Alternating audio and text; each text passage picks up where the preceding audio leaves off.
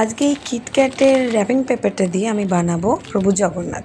তো চলো শুরু করা যাক। প্রথমে র্যাপিং পেপারটা ভালো করে সমান করে নিয়েছি, নিয়ে তারপর এটাকে 3টে টুকরো করে নিয়েছি এবং তারপরে 3টে টুকরো দিয়ে প্রথমে একটা টুকরো দিয়ে মাথা, আর একটা টুকরো দিয়ে বডি, আর বাকি একটা টুকরো দুভাগ করে নিয়ে আমি দুটো হাত বানিয়ে নিয়েছি।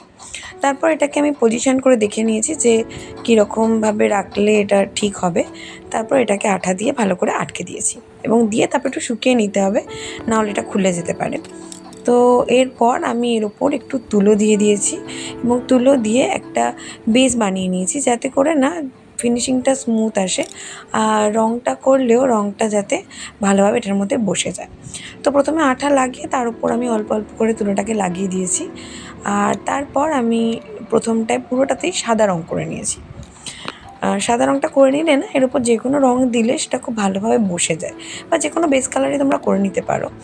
তো তার উপর দিয়ে আমি আমার মতো করে সাজিয়েছি জগন্নাথকে, তোমরা তোমাদের মতো করে সাজাতে পারো, কোনো সমস্যা নেই। এবং যারা আঁকা জানো, আমি তো অপটু হাতে এঁকেছি, যারা আঁকা জানো তারা তো আরোই সুন্দর করে আঁকতে পারবে।